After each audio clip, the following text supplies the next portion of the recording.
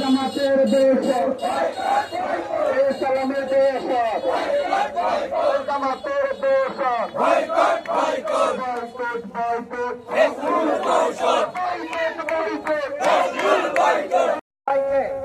নোয়াখালী 5 আসনে চূড়ান্ত মনোনয়নের লক্ষ্যে আজকের এই বিক্ষোভ মিছিলে উপস্থিত কবিরাজ উপজেলা, কবিরাজ পৌরসভা বিএনপি অঙ্গ সহযোগী সংগঠনের সর্বস্তরের সম্মানিত নেতৃবৃন্দ, আসসালামু আলাইকুম। আমাদের প্রত্যাশা ছিল যিনি গত 3-4 বছর আমাদের নেতা ভারপ্রাপ্ত চেয়ারম্যান তারেক রহমানের নির্দেশে এই অঞ্চলের বিএনপিকে সুসংগঠিত করেছে।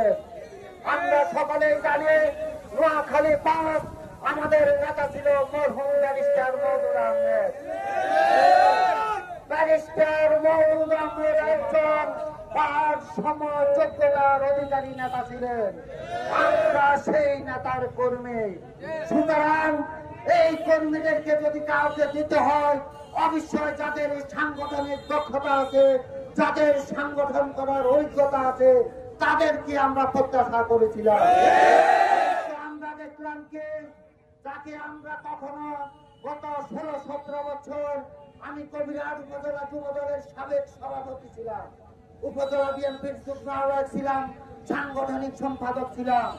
1991 সালে ধানের শীষের ভোটের মাধ্যমে এই সংগঠন শুরু করি।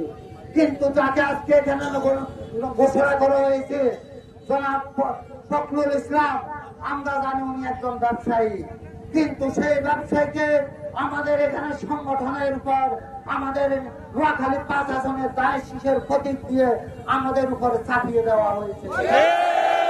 সংগ্রামী সাথী বন্ধুগণ, বাংলাদেশ জাতীয়তাবাদী দল বিএনপি এবং অঙ্গ সংগঠন এই চাপিয়ে দেওয়ার নেতৃত্ব এই অঞ্চলের বিএনপি এবং অঙ্গ সংগঠন কখনো মেনে নেবে না।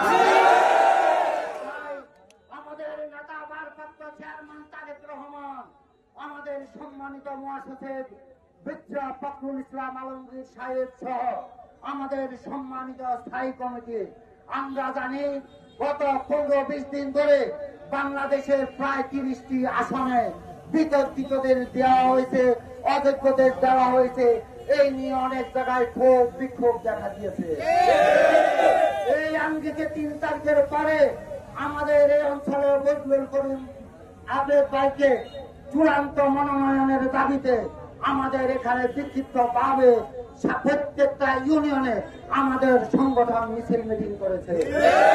আমরা শান্তিপ্রিয় সংগঠন বাংলাদেশ জাতীয়তাবাদী দল বিএনপি, আমরা জনগণের দল। প্রিয় নেতা জনাব তারেক রহমান, আপনার প্রতি শ্রদ্ধা রেখে বলছি, আপনি বলেছেন যাদের সাংগঠনিক দক্ষতা আছে, যাদের সাথে এলাকাতে জনগণের সম্পৃক্ততা আছে, সেই ধরনের নেতৃত্বকে আগামী দিনে বিএনপির ধানের শীষ প্রতীক দিয়ে জনগণের প্রতিনিধি হিসাবে আপনি পাঠাবেন। আমাদের প্রত্যাশা ছিল আমাদের সাবেক ছাত্র নেতা, কেন্দ্রীয় বিএনপির সহকর্মী উন্নয়ন বিষয়ক সম্পাদক, আমরা আশা করেছিলাম জনাব ফজলুল করিম চৌধুরী আবেদ ভাইকে নোয়াখালী 5 আসনে জনগণের সকলের যে প্রত্যাশার দাবি, ওনাকে নমিনেশন দিয়ে আমাদের এই অঞ্চলের মানুষকে আপনি আগামী দিনে ধানের শীষ এবং বিএনপি এই আসনটি উপহার দেওয়ার জন্য সহযোগিতা করবেন।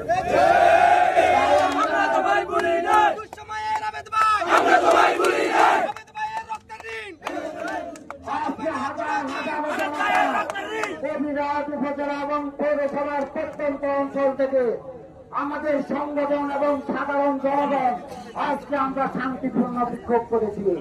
আমাদের একটাই দাবি, চূড়ান্ত মনোনয়নে আমাদের কেন্দ্রীয় বিএনপির সহকর্মী উন্নয়ন বিষয়ক সম্পাদক ফজলুল করিম চৌধুরী আবেদ ভাইকে চূড়ান্ত মনোনয়নে ধানের শীষ দিয়ে নোয়াখালী 5 আসনে পাঠাবে। এইটুকু আশা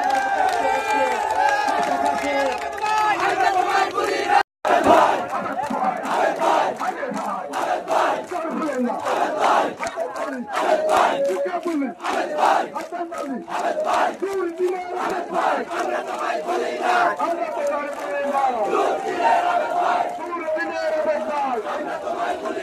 আমরা তোমায় ভুলে যাই দূর বিনার নেতা